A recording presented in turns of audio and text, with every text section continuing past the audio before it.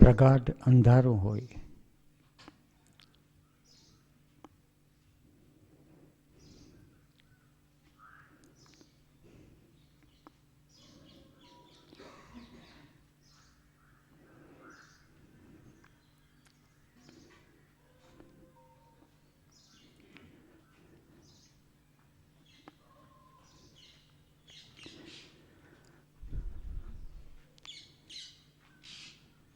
અંધારું એટલે કંઈ પણ ન દેખાય.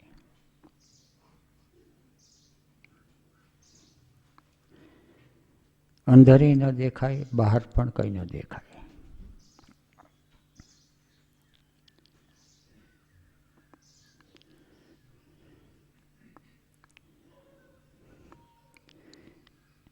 એક વીજળીનો ચમકારો થાય,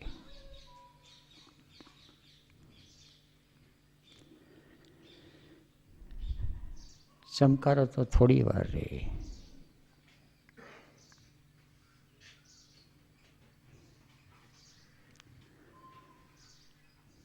પાછું અંધારું થઈ જાય. પણ ચમકારા પહેલાનું અંધારું અને ચમકારાની બાદનું અંધારું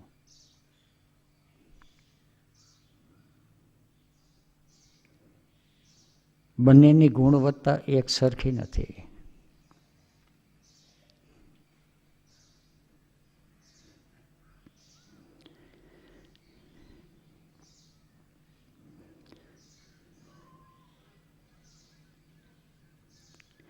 એક માણસ ભિખારી છે,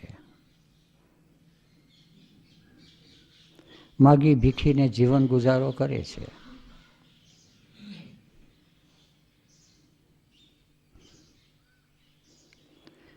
કોઈ વાર લોટરી લાગી જાય,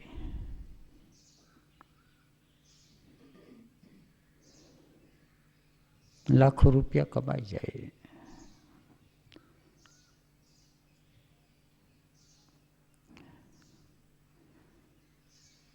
લોટરી લાગી જાય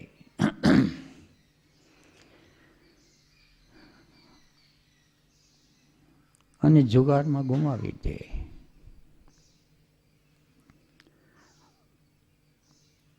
ફરીથી ભિખારી થઈ ગયો, પણ મનોદશામાં ફેર પડી ગયો.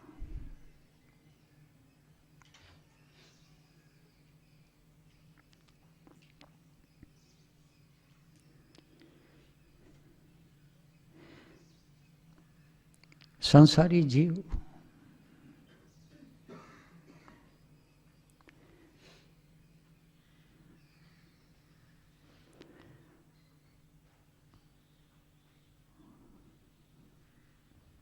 ભિખારી છે.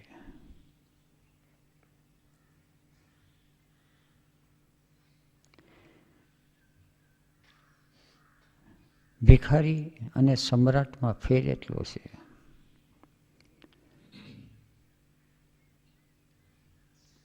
કે માગામાગ કરે ભિખારી છે, આપે સમ્રાટ છે. શક્તિ માગે, પ્રેમ માગે, ભાવ માગે, સલાહ માગે, જ્ઞાન માગે.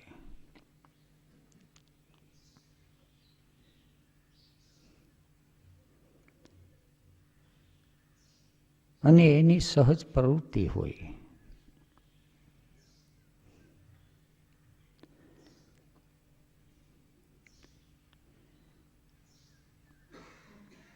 આપવાનું તો ત્યારે થાય કે એની પાસે કંઈક હોય તો આપે.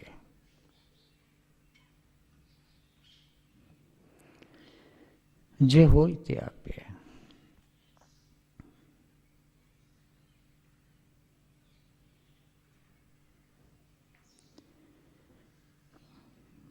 માગવાનો પ્રદેશ અને આપવાનો પ્રદેશ બે એક નથી. એક રીતે પ્રદેશ એક છે.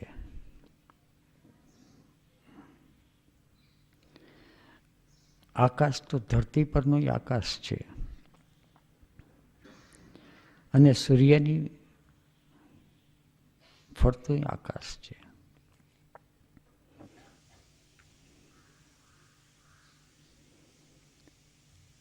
પણ બે આકાશ એક સરખા નથી. ધરતી પરનું આકાશ ભ્રષ્ટ થઈ જાય, પોલ્યુશન થઈ જાય. સૂર્યનું આકાશ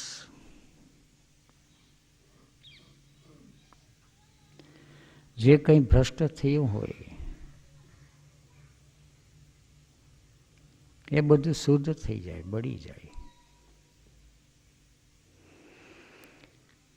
મનુષ્ય છે,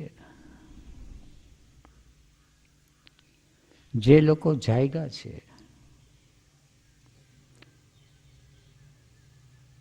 મનુષ્યની પાસે શરીર છે, જાયગા છે એની પાસે શરીર છે, સ્થૂળ શરીર. સંસારી માણસ પાસે મન, બુદ્ધિ, ચિત્ત અને અહંકાર છે, સૂક્ષ્મ શરીર. જે લોકો જાયગા છે એની પાસે મન, બુદ્ધિ, ચિત્ત અને અહંકાર છે.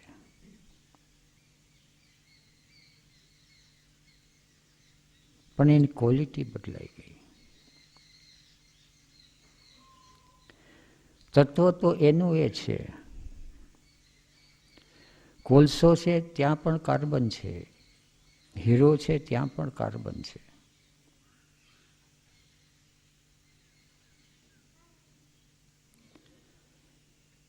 પણ બદલાહટ ક્યાં આવી? કઈ રીતે આવી?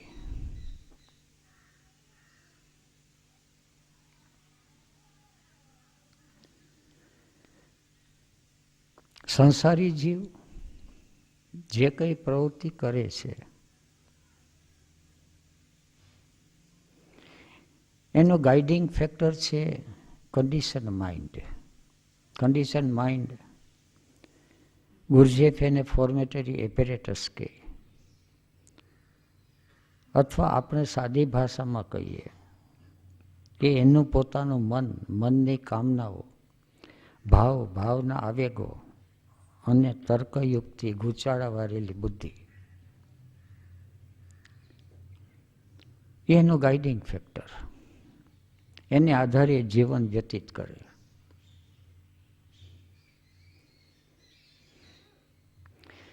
ખોજ ન કરે. એને ખોજની આવશ્યકતા નથી. નાના બાળક છે એને મન ફાવે એમ કરે, ઉપર જાય, નીચે જાય, રમત કરે.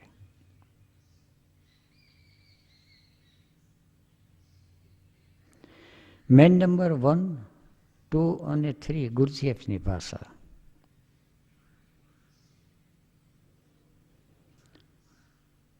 એ કંઈ કરે, ક્રિયા પ્રધાન.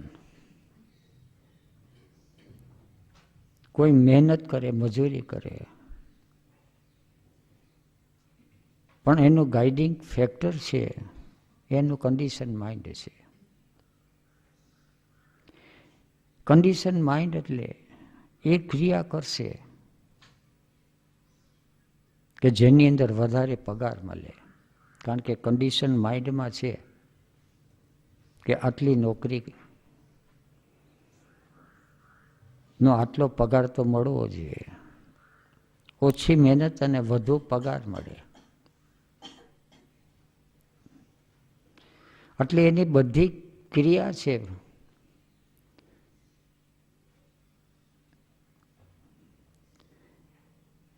એ પૈસાને આધારિત છે. ત્યાં નથી ભાવ, ત્યાં નથી ભક્તિ, ત્યાં નથી પ્રેમ, ત્યાં નથી સાવધાની, ત્યાં નથી ધ્યાન. બાકી બેહોશી ક્રિયા કરે એને મેન નંબર 1 કહે. જૂના વખતમાં આને શુદ્ર કહેતા. અવિદ્યાથી ભરાયેલા.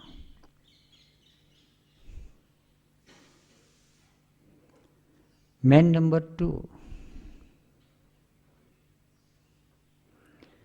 ભાવ પ્રધાન. સંસાર વ્યવહારની અંદર સગાવાલા હોય, જ્ઞાતિબંધુ હોય, દેશવાસીઓ હોય,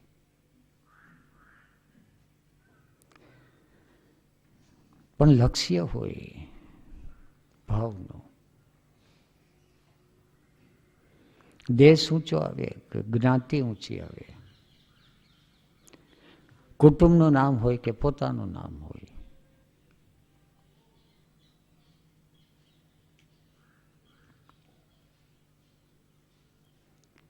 કન્ડિશન માઇન્ડ.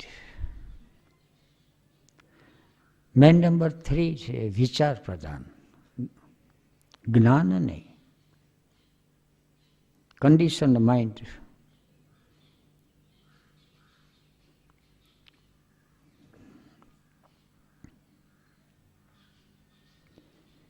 જે પ્રમાણે કન્ડિશન થયું હોય એના વિચારો ચાલે. અને કન્ડિશન છે એ પણ એને ખબર ન પડે. કન્ડિશન એટલે ઇન્ફ્લુઅન્સ્ડ, પ્રભાવ નીચે આવેલું.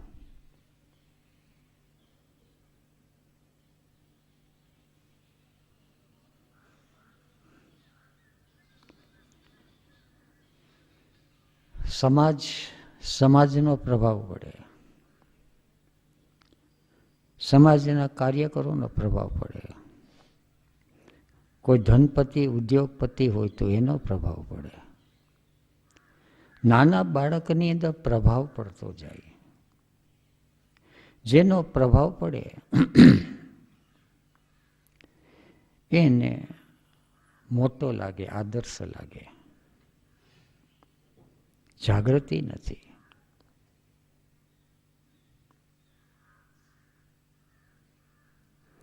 મનુષ્ય જાતિ છે જુદા જુદા પ્રભાવથી ઘેરાયેલી પડી છે. ભારતમાં જન્મ હોય તો એવો પ્રભાવ પડે. હિન્દુ, અરબસ્તાન બાજુ હોય તો મુસ્લિમ, યુરોપ બાજુ હોય તો ક્રિશ્ચિયન, બૌદ્ધ. સત્ય ની પ્રતીતિ થાય.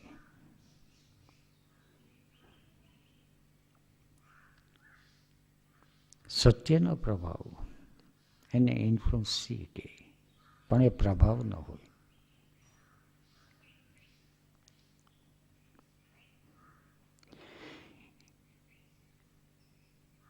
પછી પ્રભાવની અંદર જુદા જુદા પ્રભાવ પડે. જાગૃતિ તો નથી. હિન્દુ સંસ્કૃતિ હોય પછી રામ છે, કૃષ્ણ છે, શિવ છે, કે છે 33 કરોડ દેવતા છે. જે કોઈ દેવ દેવીઓ આવે એનો પ્રભાવ પડે, જે કોઈ સાધુ સંતો આવે એનો પ્રભાવ પડે. અને એને આધારે એનું જીવન વ્યતીત થાય.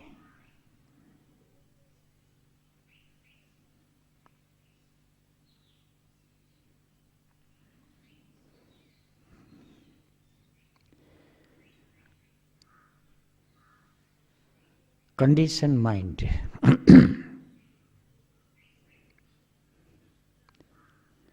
પણ ગમે તેવો પ્રભાવ પડે કન્ડિશન માઇન્ડ, એના ઉપર અદ્રશ્ય રીતે એક પ્રભાવ પડે છે. એ છે મેગ્નેટિક સેન્ટર. કન્ડિશન માઇન્ડ એટલે મગજનો મિકેનિકલ પાર્ટ, આંધળો ભાગ. તર્ક ચાલતા હોય પણ તર્ક આડેધડ ચાલતા હોય. અંધારાની અંદર કોઈ તલવારબાજી કરે, પટ્ટાબાજી કરે, એ બાજી કરે, થાકી જાય, પરિણામ કંઈ ના આવે. અંધારાની અંદર ખાડો ખોદે,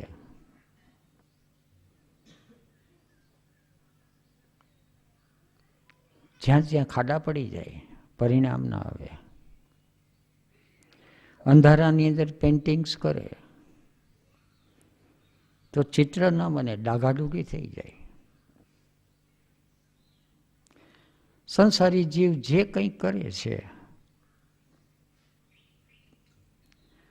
જિંદગી આખી કરે,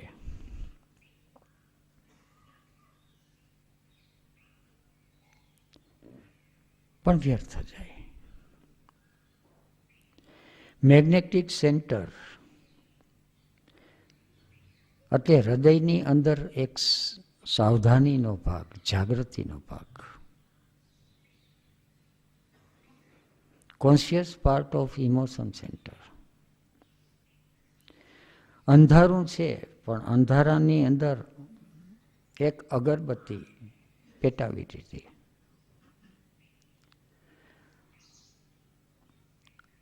અગરબત્તી અંધારાને દૂર નથી કરતી, છતાંય દૂર કરે છે.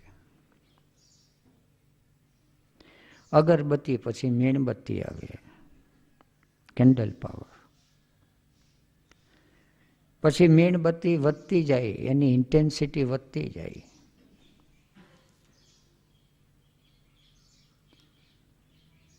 One candle power, 10 મીણબત્તીનો, 25 મીણબત્તીનો.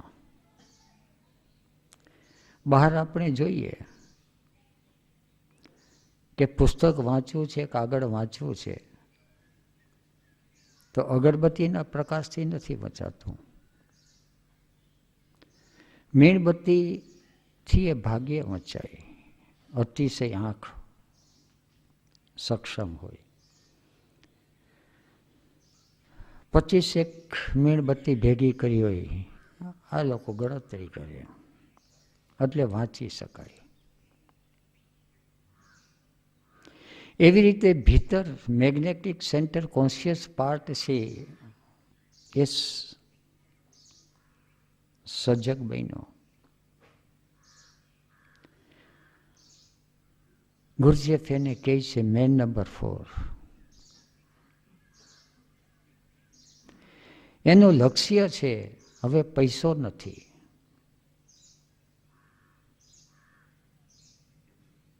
પણ એમ લક્ષ્ય ઘડીમાં મળતું નથી. પણ ધંધા ઉપરાંત પણ કંઈક છે, પૈસા ઉપરાંત પણ કંઈક છે. મેગ્નેટિક સેન્ટર છે.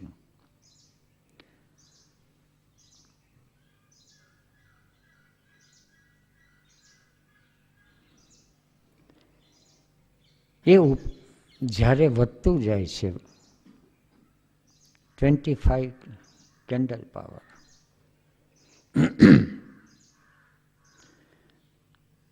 પછી એનો પ્રકાશ છે ઇન્દ્રિયો સુધી, કર્મેન્દ્રિય અને જ્ઞાનેન્દ્રિય.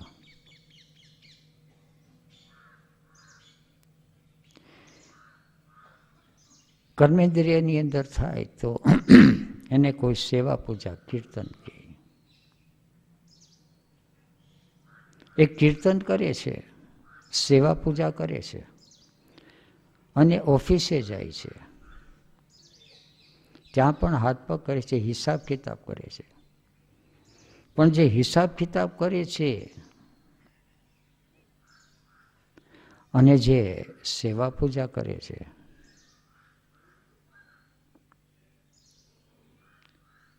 એ બે વસ્તુ અલગ થઈ ગઈ. પિકનિક પોઈન્ટ ઉપર જાય અને શિબિરમાં જાય,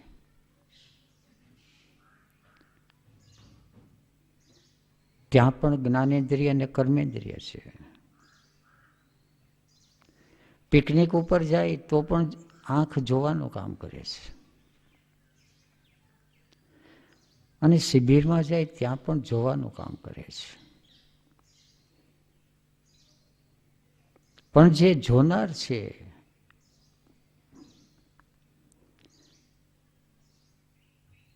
એના ઉપર કઈ ઇન્ફ્લુઅન્સ કામ કરે છે.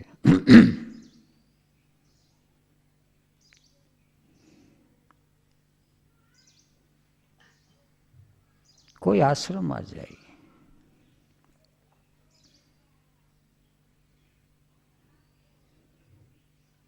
ઇન્ફ્લુઅન્સ એ છે એની રીતે જોશે, કન્ડિશન માઇન્ડ.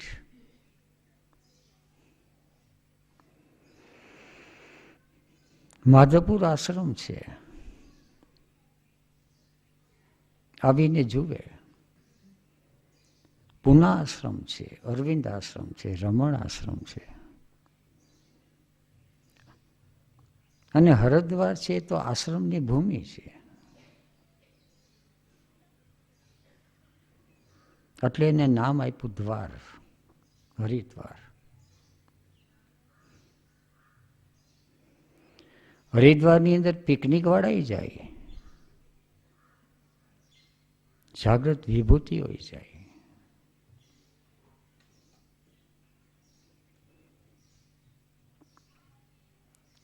પણ કઈ રીતે જાય છે? સંસારી જીવને મેન નંબર 1, 2 અને 3 ને એને ખબર નથી.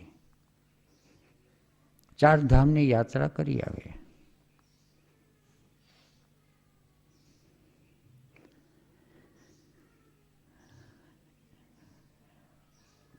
જીવ તો એવો ને એવો રહે. શરીર થોડું વૃદ્ધ થઈ જાય. માધવપુર આશ્રમ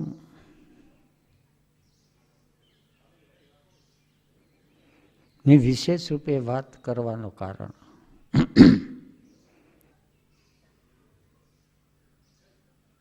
કે માધવપુર આશ્રમમાં મારું, મારા શરીરનું, મારા ભાવનું બધી રીતે હોવાપણું છે. અને તમારા શરીર અત્યારે માધવપુર આશ્રમમાં છે. એટલે માધવપુર આશ્રમનું ઉદાહરણ છે. સંસારી જીવ માધવપુરનો આશ્રમ જુએ, એનો ભૌગોલિક સ્થિતિ ક્યાં છે? જંગલ છે, દરિયાકાંઠો છે, લીલોતરી છે. વધારે કન્ડિશન માઇન્ડ હોય તો ખાવા પીવાની કેવી સગવડ છે, રસોડું કેમ ચાલે છે, મકાન મિલકત કેમ છે, રંગરોગાન કેવા છે, એનાથી આગળ દ્રષ્ટિ જાતી જ નથી. ઇન્ફ્લુઅન્સ છે કન્ડિશન માઇન્ડ. પિકનિક ગણતરી પણ એવી કરતા હોય. ક્યાંક જવું છે તો બીજે આટલો ખર્ચો થાય, અહીંયા આટલો ખર્ચો થાય.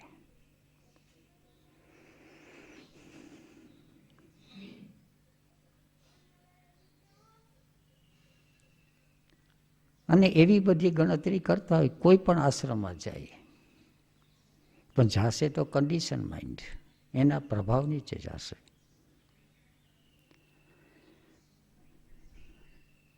બહારની ક્રિયા થઈ આશ્રમ જવાની, અંદર શું સ્થિતિ છે એ તો સંસારી જીવને ખ્યાલ પણ ના આવે, એનો વિષય પણ નથી.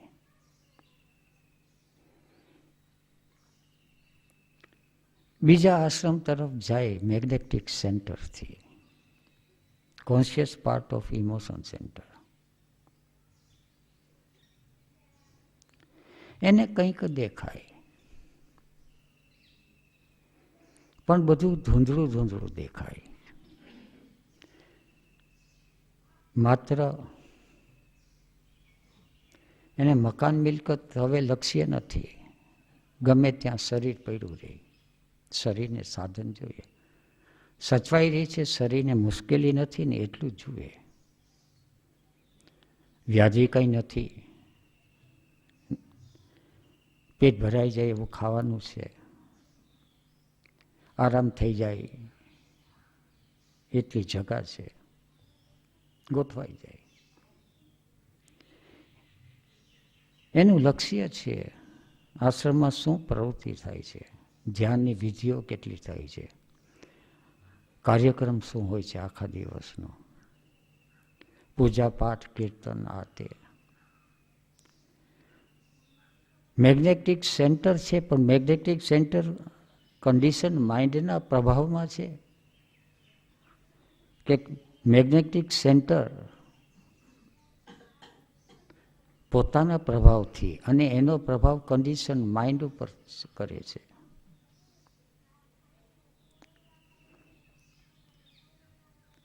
ત્યાં બધું નાનું મોટું કન્ફ્યુઝન ચાલે.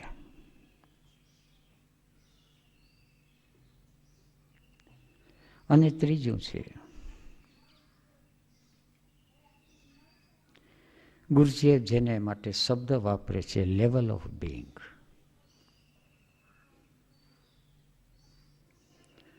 લેવલ ઓફ બિંગ છે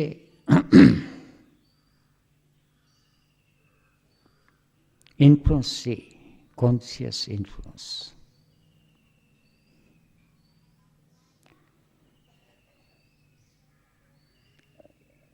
એ ભાગ્યે જ કોક જોઈ શકે છે,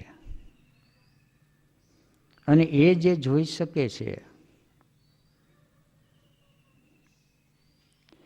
એને રહસ્યદર્શી કે ઇન્ફ્લુઅન્સી. રહસ્યદર્શી અંગ્રેજીમાં એને માટે શબ્દ વાપરે છે મિસ્ટિક.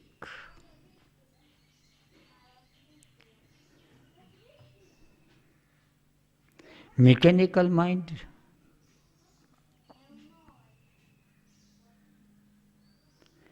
સંસાર વ્યવહારની અંદર તર્ક બુદ્ધિ.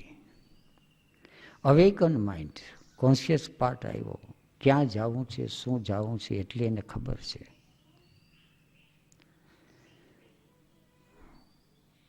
પણ રહસ્યદર્શી છે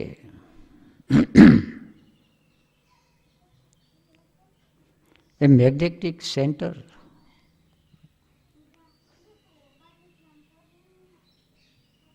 જ્યારે રિયલ સેલ્ફ દ્રષ્ટા ભાવ અને સાક્ષી ભાવ આવે છે એ પછીની યાત્રા શરૂ થાય.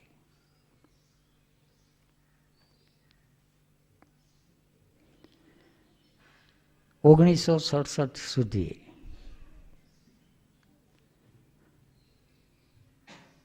કન્ડિશન માઇન્ડ ને આધારે બધો જીવન વ્યવહાર ચાલતો હતો. દુકાન હતી,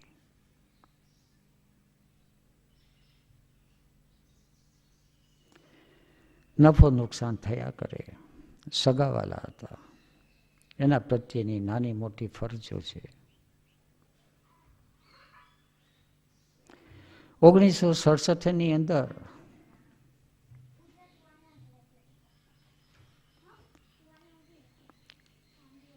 મિસ્ટિક જેના આચાર્ય રજનીશ કે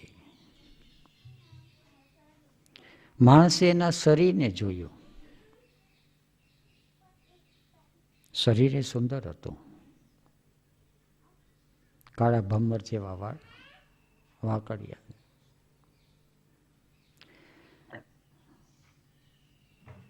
ચહેરો એકવાર જોઈએ તો પછી ભૂલાય નહીં.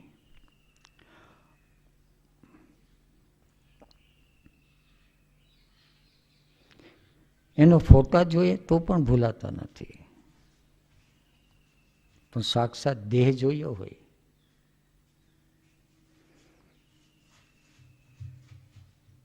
પણ એ તો એનો બહારનો ભાવ હતો, બહારનું રૂપ હતું, નામ અને રૂપ.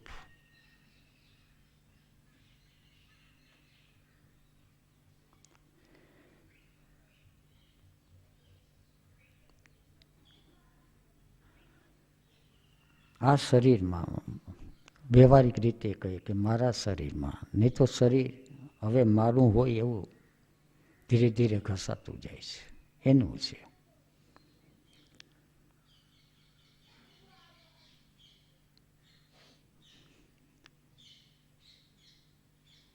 એની રહેલું મેગ્નેટિક સેન્ટર ત્યાં ખેંચાઈ ગયું.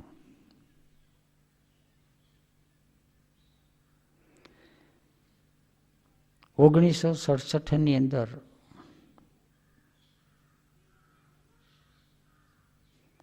એનું બીજ વવાઈ ગયું,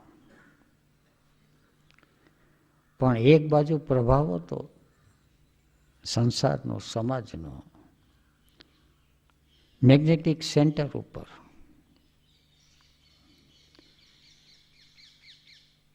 ત્યાં એક સફરિંગ શરૂ થઈ ગયું, યુદ્ધ.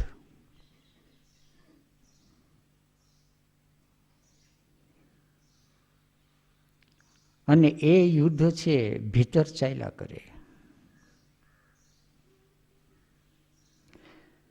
મહાભારતનું યુદ્ધ તો બાકી હતું.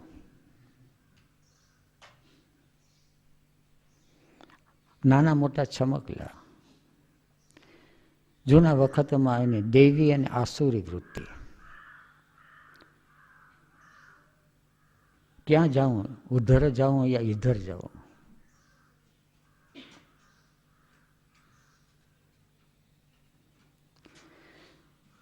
સમાજ અને સંસારના વ્યવહારના માણસો આવીને કહે છોકરાઓ નાના છે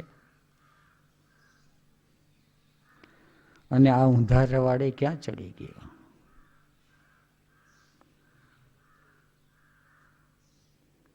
ધંધો પાણી વિકસાવવાના, છૈયા છોકરાને વરાવવાના, પરણાવવાના. એક છોકરાને વરાવવાનો કેટલો ખર્ચો લાગે, છોકરીને કરિયાવરમાં કેટલો, કેટલા તોલા દાગીનો છે, કેટલી મૂડી છે. દુકાને બેસતો એટલે કેટલાય આવીને મગજની અંદર એના ભાવથી સલાહ સૂચના આપતા જાય.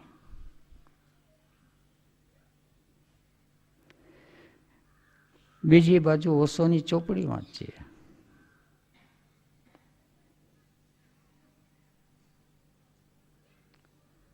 સડસઠમાં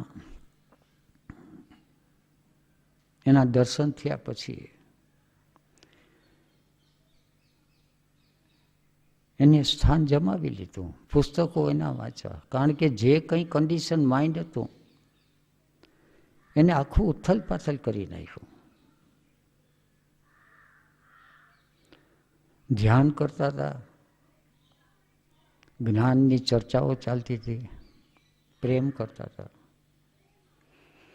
સેવા પૂજા પ્રવૃત્તિ કરતા હતા, મંત્ર જાપ કરતા હતા, બધું. અને પહેલી વાર ખ્યાલ આવ્યો કે આ બધું છે એ તો અંધારામાં ફાંફા માર્યા, પરિણામ કાંઈ નહીં.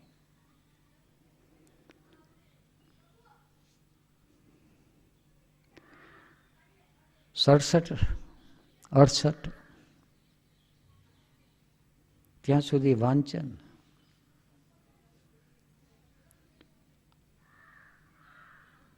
સાંસારિક જવાબદારી જે માતા પિતાની ઋણાનુબંધ હતા એ લોકોએ દેહ છોડી દીધા. 69થી શિબિર લક્ષ્ય થઈ ગયું. ત્યાં સુધી શિબિરમાં જઈ શકાય એવી સ્થિતિ અને શક્તિ નથી. બહારના પરિબળો, બહારની કહેવાતી જવાબદારીઓ વધારે હતી. 69 પછી સાંસારિક દ્રષ્ટિએ સ્વતંત્રતા આવી. સ્વતંત્રતાનો અર્થ કે કુટુંબની જવાબદારી એકલાએ ઉપાડવાની.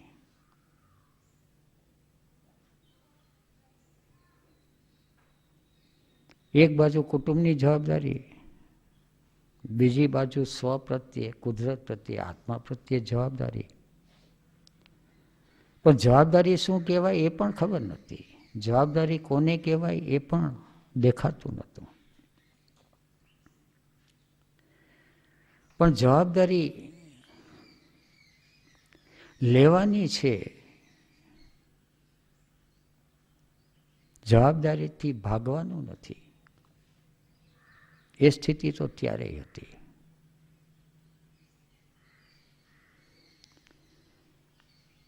પછી દુકાન ઘરનો વ્યવહાર એવી રીતે ગોઠવી દીધો કે જ્યારે જ્યારે શિબિર હોય ત્યારે ક્યાંય બહારગામ ન જવું, કોઈ સોદા ન કરવા, કોઈ સેલ્સમેન આવે તેને પહેલેથી જણાવી દેવું. શિબિરને અનુરૂપ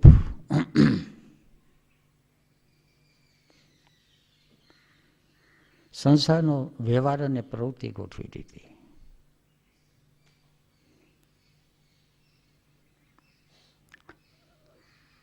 લક્ષ્ય છે ધીરે ધીરે શિબિર તરફ જવાનું.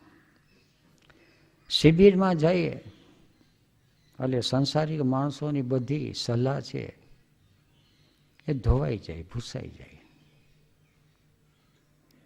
ઓશો અને ઓશોની વાણી અને ત્યાંનો પ્રભાવ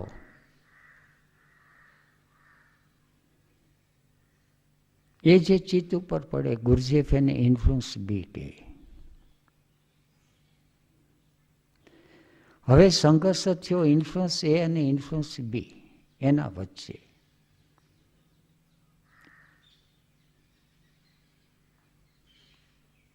પણ એ સંઘર્ષ છે તપની શરૂઆત થઈ ગઈ. બહારથી કશું કોઈને ખબર જ ન પડે કે શું થાય છે. જમવા ટાણે જમી લે, દોસ્તાર મિત્રો સાથે ગાવું બજાવવાનું ચાલે, હરવા ફરવાનું. બહારની પ્રવૃત્તિ તો સીધી સાદી. ખેડૂતનું શરીર, ખેતરે આંટો મારવા જાય, નાનું મોટું કામકાજ કરાય, પાણી પાવાનું, પીવડાવવાનું. ભીતર સંઘર્ષ શરૂ થઈ ગયો. અને જ્યારે એકાંત મળે, એકાંત એટલે ભીતરનું એકાંત નહીં, એ તો ઊંચી વાત થઈ ગઈ. બહારનું એકાંત.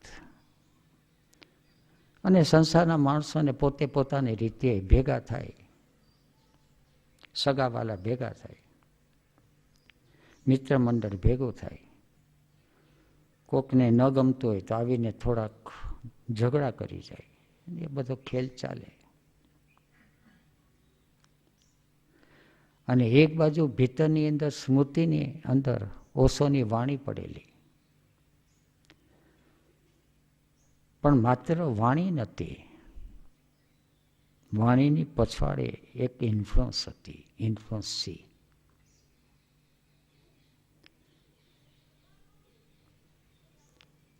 અને એ દેખાવાની શરૂઆત થઈ 1972થી.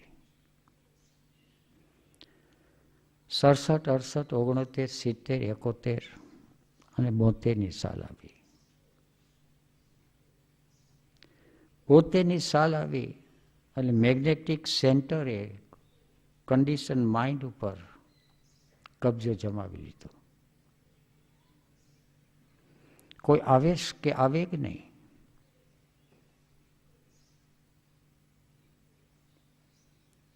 ઓશોને શરણે જવાનું છે. રજનીશ જ્યારે નામ હતું.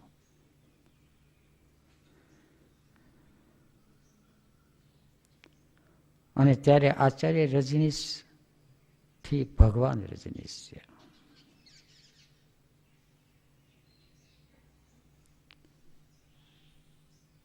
ત્યાં સુધી આચાર્ય 68, 69, પછી એને ભગવાન રજનીશ.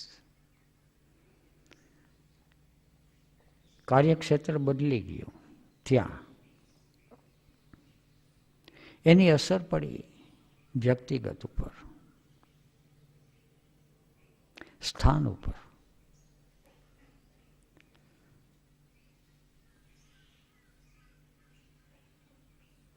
બોતેરની અંદર ઘટના બની.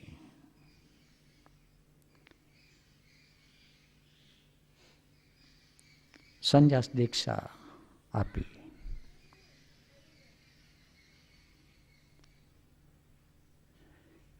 મેં કેટલી લીધી, કેટલી સ્વીકારી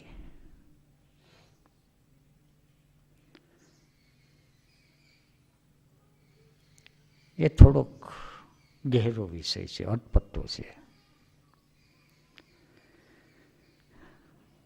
સ્વીકારી લીધી, અંદરથી પૂરેપૂરી, પણ બહારથી થોડી ચાલાકી ભરી.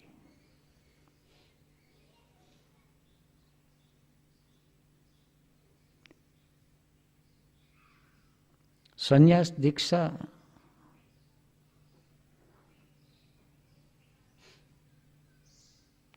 ઓશો તરફથી 2 સૂચના હતી. એક સૂચના હતી ધ્યાન અને બીજી સૂચના હતી ગૈરિક વસ્ત્ર અને માળા બાર.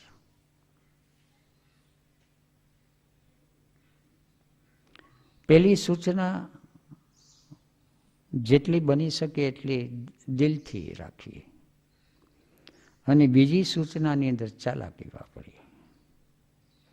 એટલી હિંમત નથી. ચાલાકી એ રીતે વાપરી કે ગૈરિક વસ્ત્ર પહેરવાના,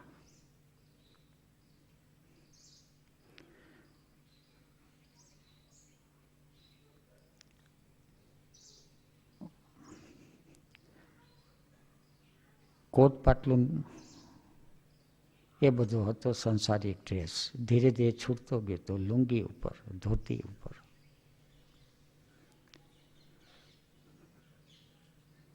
પણ લુંગી ધોળી હોય તો ખમીસ ભગવું હોય. ભગવાનના અનેક શેડ હતા. સંસારી માણસનો તાપ બહુ લાગતો. કન્ડિશન માઇન્ડ ભયભીત હતું. મિત્ર મંડળ શું કહેશે? મોટેરાવ સગાવાલા શું કહેશે? કહેશે તો એ તો કહે ને પછી એની સામે જવાબ શું દેશો? આ બધું છે શું? અને તપની પ્રક્રિયા છે.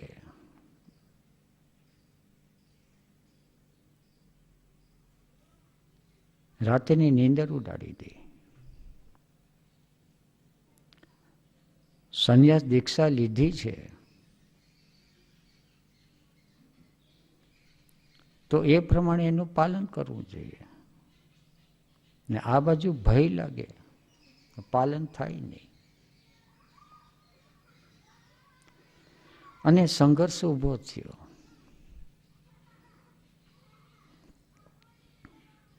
પણ એ સંઘર્ષની અંદર એટલી સાવધાની રહી કે બફર નિર્માણ ન થવા દીધું. બફર એટલે મનને મનાવે. જોઈતું ઘણા છે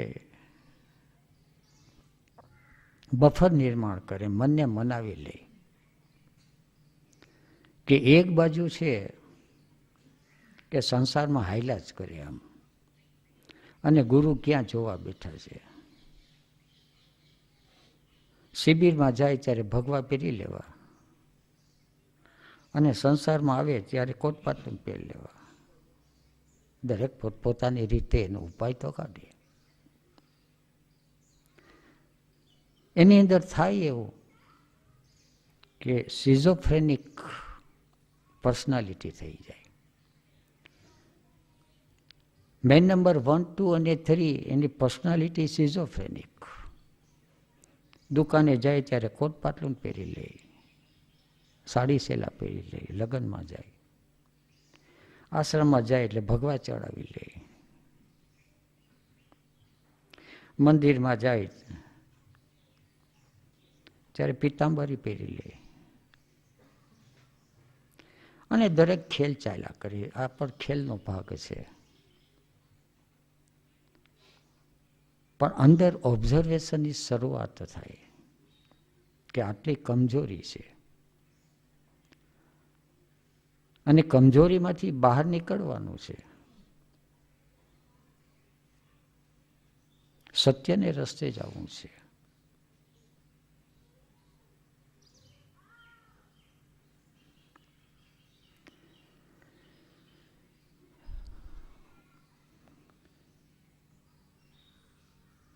1972 સાલ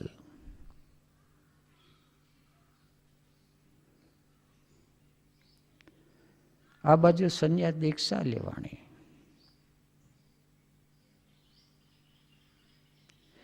એક મિત્ર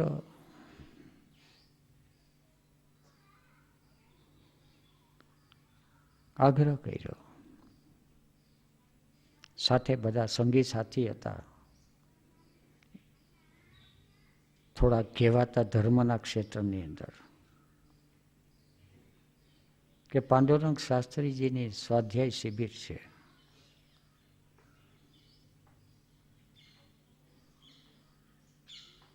મિત્રના માન ખાતર, એના ભાવ અને પ્રેમ ખાતર એની શિબિરમાં ગયા.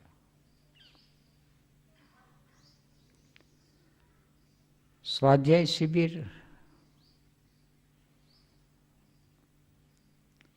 પતાવીને માધવપુર ઘેરે આવ્યો. ઘેરે એક ચિઠ્ઠી પડેલી.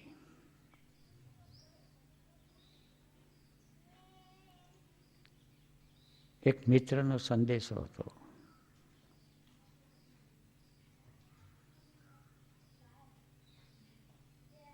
કે એક સંત આવેલા છે પોરબંદર, નામ હતું એનું શ્રી રામદોલારી.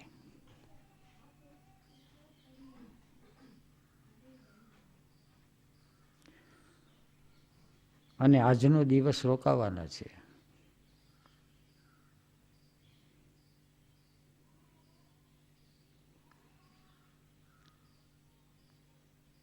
દર્શન કરવા તો જલ્દી આવી જાઓ.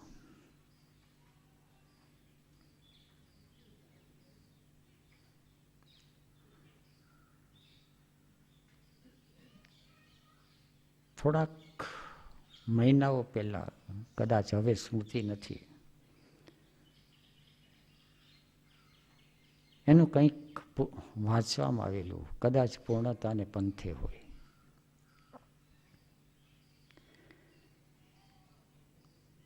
એ શબ્દનો પ્રભાવ પડી ગયેલો ચિત્ત ઉપર.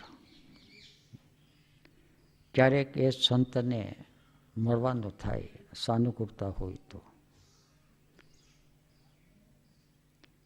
અને એ વખતે વિચારધારા એવી જ હતી કે મારી ઈચ્છા થાય ત્યારે મળી આવો, મારી સાનુકૂળતા એ. અત્યારે ખ્યાલ આવે છે.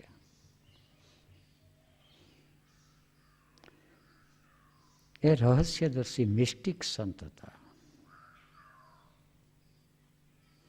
ઓશોએ જ્યારે કહેલું,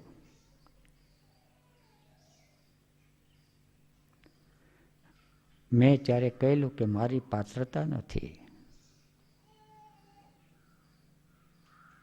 તેને કીધું ઉસકી ફિક્ર છોડ દે.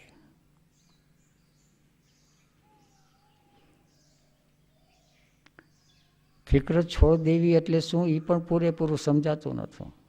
હાથ પગ જોડીને બેઠું રહેવું, ખાવા પીવાનું પૂરું પાડશે, યોગક્ષેમમ વહામ્યહમ. પણ મન ઉપરથી બોજો ઉતરી ગયેલો. એનું રહસ્ય તો પછી સમજાણું.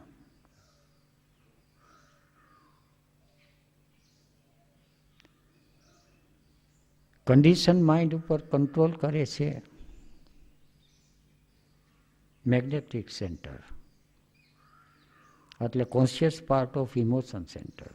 મેગ્નેટિક સેન્ટર ઉપર કંટ્રોલ કરે છે દ્રષ્ટા, વિટનેસિંગ સેલ્ફ, આપણા ભીતરમાં. કન્ડિશન માઇન્ડ અને કનેક્શન છે. જેવી રીતે ગવર્મેન્ટની અંદર કનેક્શન હોય, નાયબ મામલતદાર ને બધા રેવન્યુ ખાતાની અંદર મામલતદાર, ઉપર કલેક્ટર, ડેપ્યુટી કલેક્ટર, એ રીતે આખું તંત્ર એક ચાલતું હોય છે.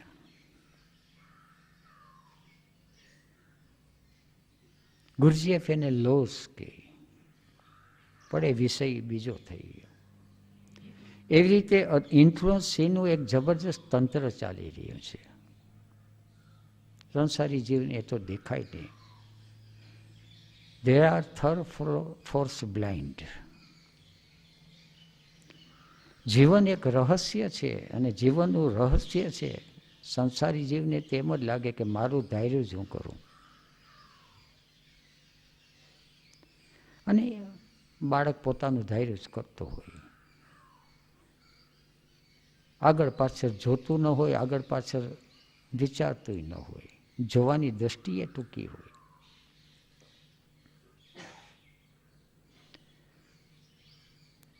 એ વખતે કશો ખ્યાલ નહોતો.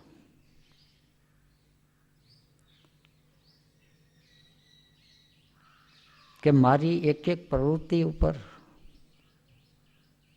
કોઈ નજર રાખી રહ્યું છે.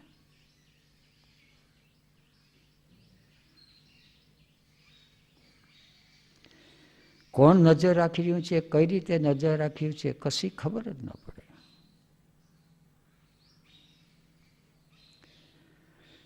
સ્વાધ્યાય શિબિર પૂરી કરીને આવ્યો ને ચિઠ્ઠી આવી ગઈ. આવીને સીધું નાસ્તો ચા પાણી કરીએ. પત્નીએ પૂછ્યું ક્યાં જવાનું છે? મેં કહ્યું જરૂરી કામ છે, ધંધાકીય કામ અર્થે પોરબંદર જવાનું થતું હોય.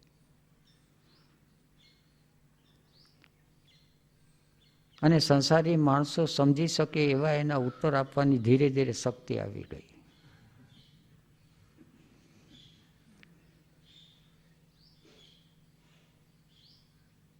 ગુરુજીએફ એને સ્લાઈ વેકી.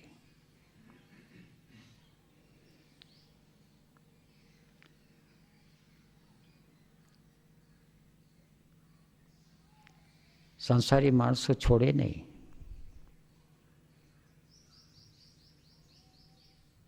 અને આ તો એક રમત છે, સંઘર્ષ છે, શેતરંજની ચાલ છે.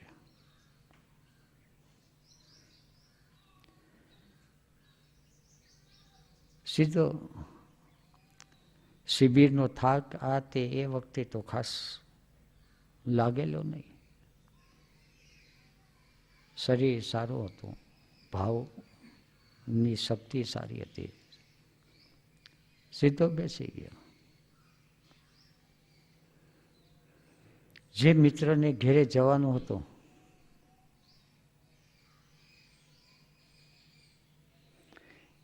મિત્ર તો હાજર નહોતા. એને ઘેરે બાણા ખખડાવ્યા. સ્કૂલના વખતનો પરિચય હતો એટલે સહજતાથી બારણા ઉઘાડીને પેલા તો દીવાનખાનામાં ગયો. મોટું ઘર હતું, ત્યાં કોઈ હતા નહીં. મિત્રની પત્ની, કઈ જવાબ ન મળ્યો. કોક ઊંડાણમાંથી વિચિત્ર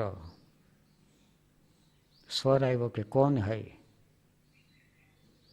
મેં કહું આ બે માણસના કુટુંબની અંદર આ ત્રીજો અજ્ઞાત અવાજ ક્યાંથી આવ્યો? ને એ પણ હિન્દીની અંદર. અનુમાન કરી લીધું કે જેની વાત કરે છે એ કદાચ રામદુલારે બાપુ હોય. કિચનમાં હતા, રસોડામાં.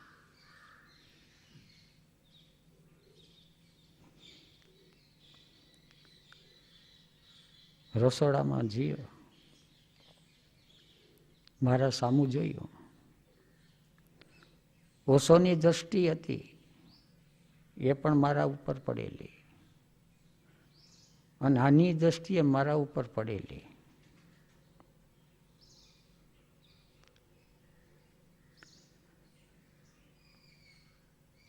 પણ બંનેની દ્રષ્ટિની અંદર એક જુદા પ્રકારનો, એક મેગ્નેટિક, એક જુદા પ્રકારનો પ્રભાવ હતો.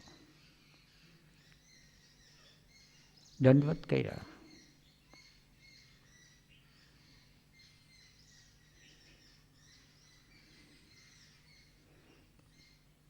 કે બોલો શું આવ્યા છે? કે શેઠ ગયા બજારમાં, શેઠાણી ગયા મંદિરમાં, હું અહીં રસોઈ કરું છું. તમને કંઈ આવડે છે?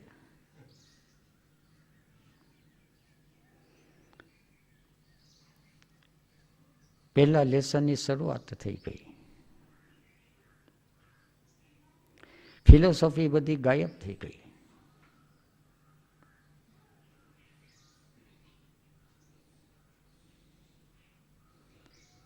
ભીંડાનું શાક કરતા હતા.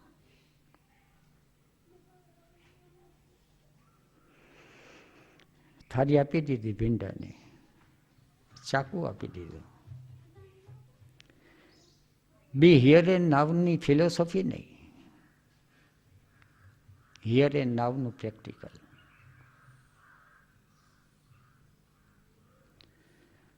પણ એ પ્રેક્ટિકલની અંદર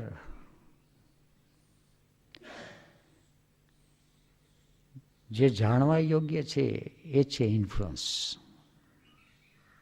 ભીંડાનું શાક લોજમાં પણ સુધારે, ભીંડાનું શાક ઘેરે પણ સુધારે, અને ભીંડાનું શાક કોઈ જાગૃત ચેતનાની સાથે સુધારે. ત્રણેયનું પરિણામ એક સરખું નથી. પેટ તો ભરે છે, લોજમાં જે આવે એને પેટ ભરે છે, પૈસા આપ્યા, સ્વાદિષ્ટ ખાવાનું મળ્યું તો મનોરંજન થયું, સ્વાદિષ્ટ ન મળ્યું તો દુઃખ થયું. પૈસા આપ્યા હોય એ પ્રમાણે માલ ના આપ્યો હોય તો નેગેટિવિટી આવી જાય, ક્રોધ આવી જાય. મફતનું ખવડાવો છો, પૈસા આટલા લ્યો છો, ખાય છે. સંસાર વ્યવહારની અંદર બધો વ્યવહાર ચાલે છે આટલો.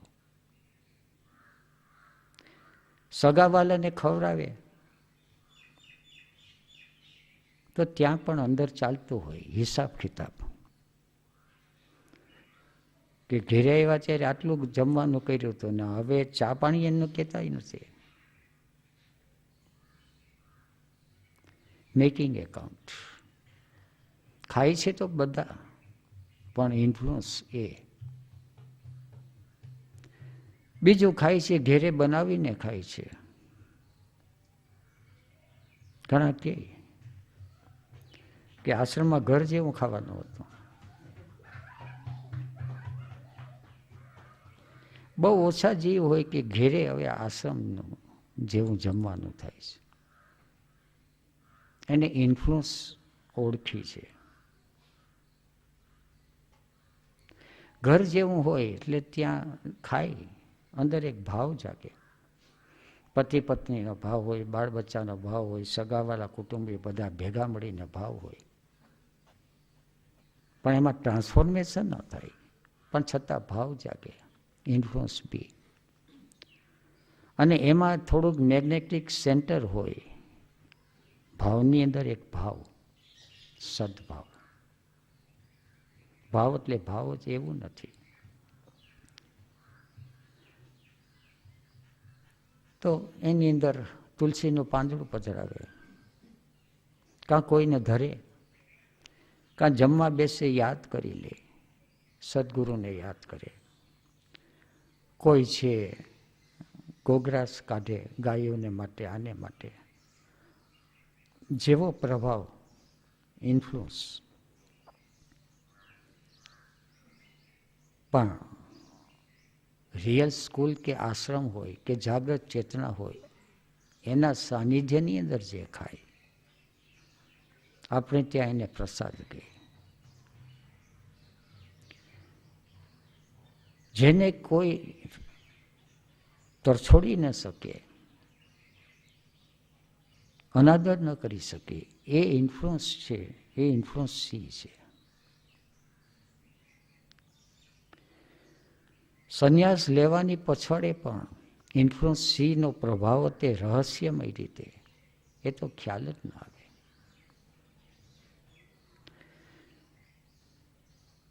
રામદુલારે બાપુનો સાંસારિક પરિચય કશો નથી. ક્યાંના, એને મા કોણ, બાપ કોણ, એનું શરીર ક્યાંનું, કશી ખબર નથી. હજી સુધી એ ખબર નથી. કોઈ પૂછે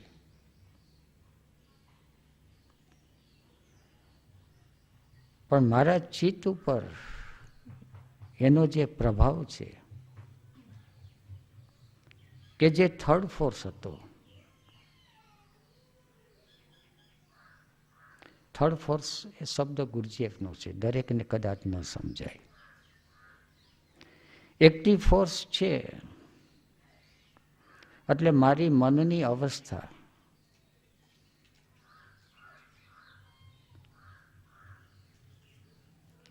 પહેલી નવેમ્બરે કેવા પ્રકારની હતી.